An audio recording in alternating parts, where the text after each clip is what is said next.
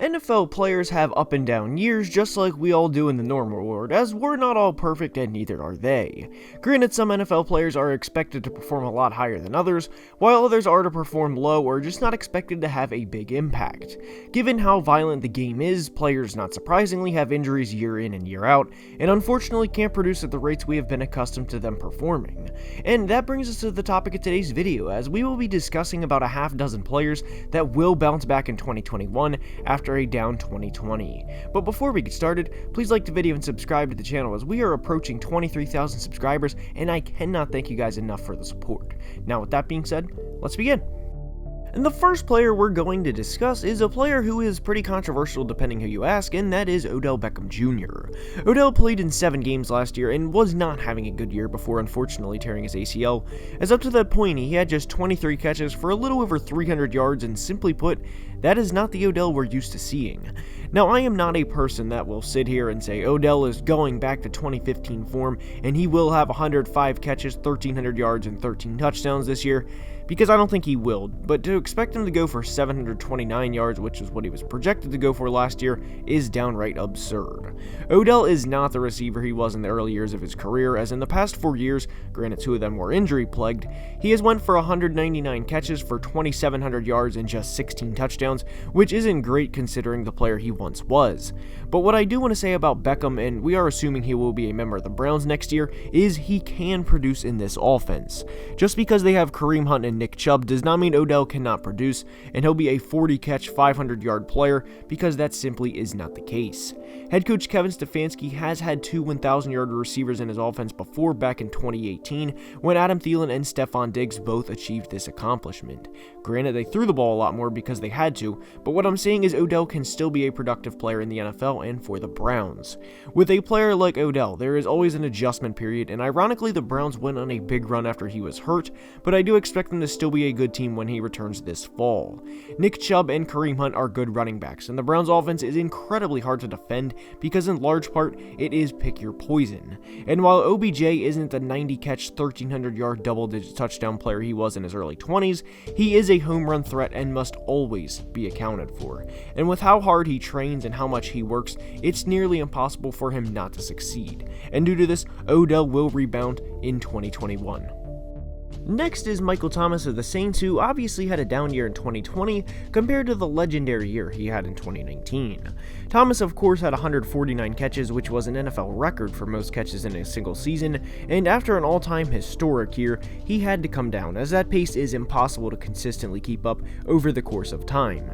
Not surprisingly, he did, but not due to a natural regression from performing at the high of a level, but due to injury. Thomas went from a 149, 17, 25 stat line to a 40-4-38 stat line, which is an incredible drop-off, but he only started 5 games this past year. Most notably, he was shut out in the postseason and the Saints lost to the eventual Super Bowl champion Buccaneers.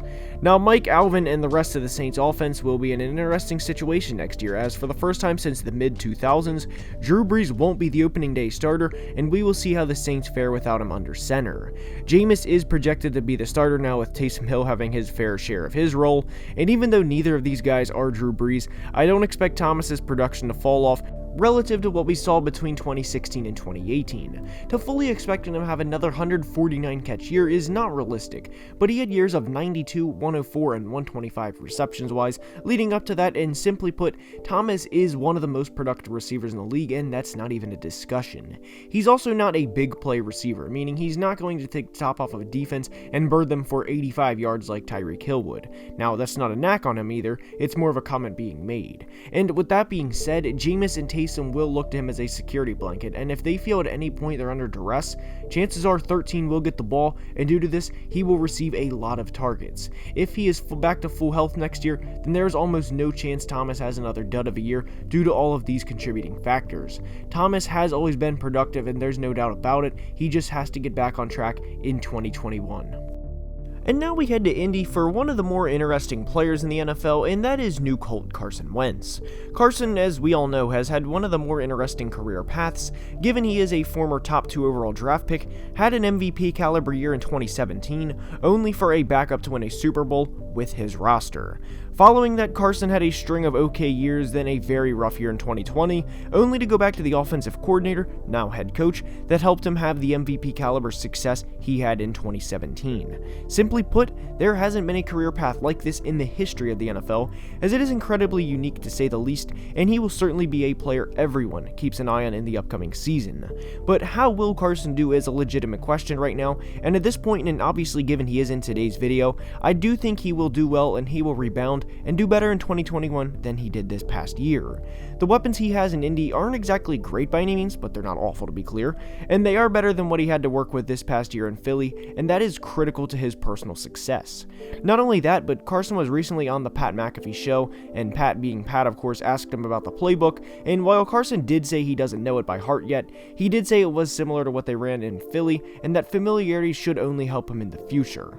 Lastly, for Carson, as we all know, Philadelphia is one of the toughest cities for any athlete to play in no matter the sport, and obviously football is king there.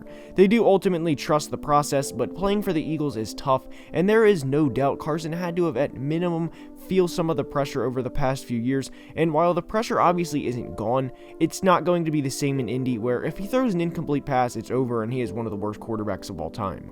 Carson was loved like no other in 2017 by the Philly fans, but in the recent years he was shown the opposite when his play started to decline.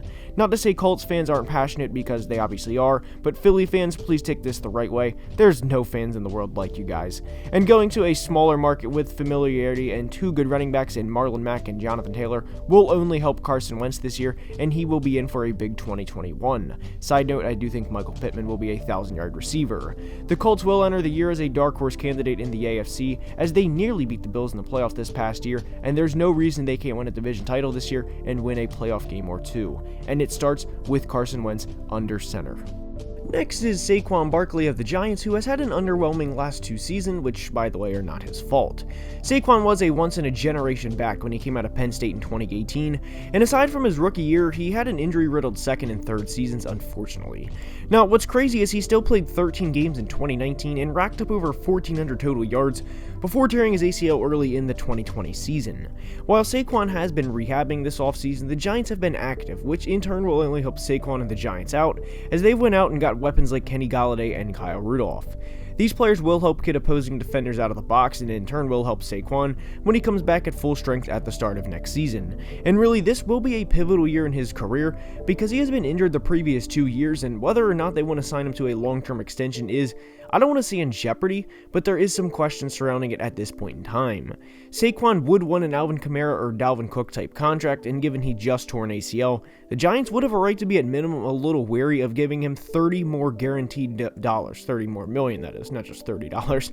And due to all of this, Saquon will bounce back in a big way in 2021 and become a top running back again and be fully a part of the top running backs in the NFL conversation. He had over 2,000 total yards as a rookie, and there's no reason he can't get that close to that again if he's healthy for a full 16-game season. And with his future riding on the lines of how he performs this year, Saquon will have a 1,600 total yard year and once again be an elite running back. And the final player we go to for today's video is Ezekiel Elliott of the Dallas Cowboys. Zeke had a disappointing 2020 for his standards, but again, like some of the other players in today's video, it was not all his fault. He played in 15 of 16 games, and had he played in every game, I mean, even if you're not a Zeke fan, I think we can all agree he would have ran for 21 yards and went over 1,000 for the fourth time in 5 years. Ultimately, he did not, and he also failed to hit 10 rushing touchdowns in a season for the third time in 5 years too. But Zeke will have a much better year this year, and a lot of it boils down to having his quarterback back. He averaged a career low in yards per carry, and this shouldn't come as a surprise to anyone, because when a quarterback that is the caliber of Dak Prescott misses the majority of the year and gets hurt, what will opposing defenses do to stop the offense? Nobody in the NFL has two quarterbacks of Dak's caliber on their team, and the obvious answer is to keen in on the run game, and that is exactly what happened when this occurred. And what's crazy for Zeke and how good of a player as he is, he still had over 1,300 total yards in 2020. So when his guy comes back, meaning Dak, and hopefully for both of their sakes a defense shows up, Zeke will be a good running back again, and largely due to this, I am predicting him to have a bounce back year. He has had over 1,300 rushing yards in his career 3 times already, and with with what I would expect is an offensive lineman selected at number 10 overall, there is a good possibility he goes over that for a 4th time in 2021. And with that being said, that's all I have for today's video. I hope you enjoyed. If you did, please like the video and subscribe to the channel. It would mean the world. And if you ever have a video suggestion, please comment below, and have a great day. Until next time, have a great day. Love you guys. Deuces. Peace.